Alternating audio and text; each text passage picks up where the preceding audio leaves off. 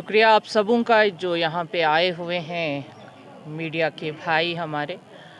आज उर्स मुबारक की आपको बहुत बहुत सबों को हमारे कश्मीर को मुबारकबाद पेश करती हूँ आपके ज़रिए से।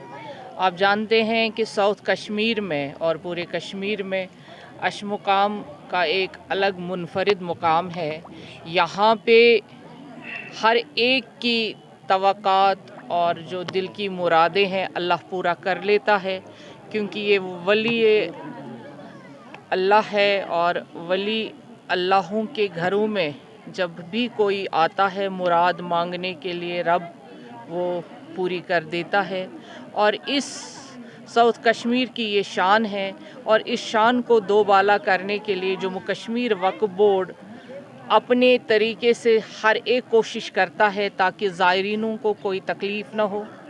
ज़ायरीन यहाँ पे आए और उनको एक तो इबादत के साथ साथ उनका दिल भी खुश हो जाए। और आप जानते हैं कि ये दरगाह पूरे हिंदुस्तान में इंटरनेशनल लेवल पे इसकी एक अलग इनफरादियत है और इसके लिए हम अंतक कोशिश कर रहे हैं कि इसकी खूबसूरती में चार चांद लगे। अभी डेवलपमेंट के काम जारी है, इसमें हमारे जो पार्टनर्स हैं, हमारे इंजीनियरिंग विंग है, दिन रात इस कोशिश में रहती है कि यहाँ पे ये काम जो है प्रोजेक्ट्स जो हैं ये पाए तकमील तक पहुँचे। और बहुत सारे काम करने भी हैं क्योंकि दरगाहों में हमारा फुटफॉल 24/7 रहता है।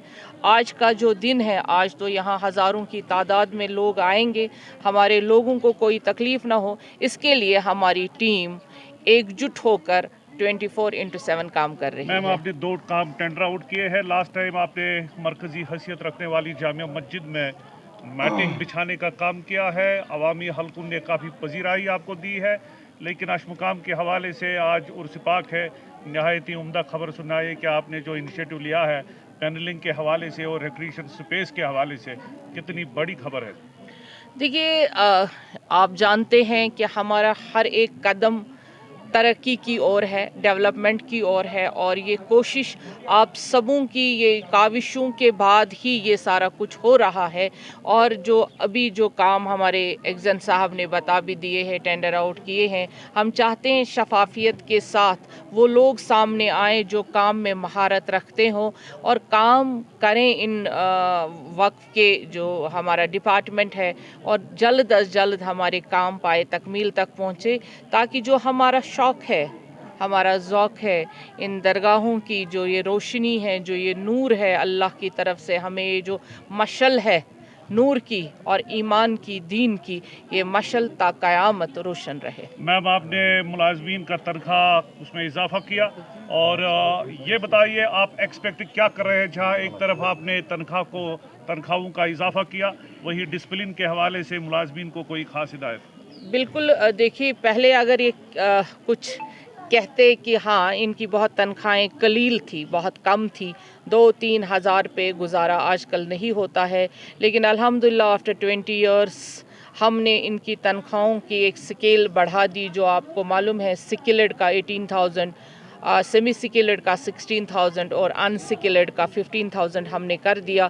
हमें उम्मीद है कि अब इनके घर भी रोशन होंगे और जहाँ जहाँ ये काम करेंगे वहाँ ये वो दिल के साथ अब काम करेंगे, क्योंकि ये दरगाहें हमारी दीनी इदारे हैं और इन दीनी इदारों में हमें दिल से काम करना है और दिलो दिमाग से जब हम काम करेंगे तो ये दीनी इदारे हमें रोशन करेंगे। मैम, एक आखिरी सवाल, मैम ये बताइए वक्फ बिल जो है वो पास भी हो गई, कैसा जो हमारे असासे हैं उनका तहफ़्फ़ुज़ करने में कामयाब होगी?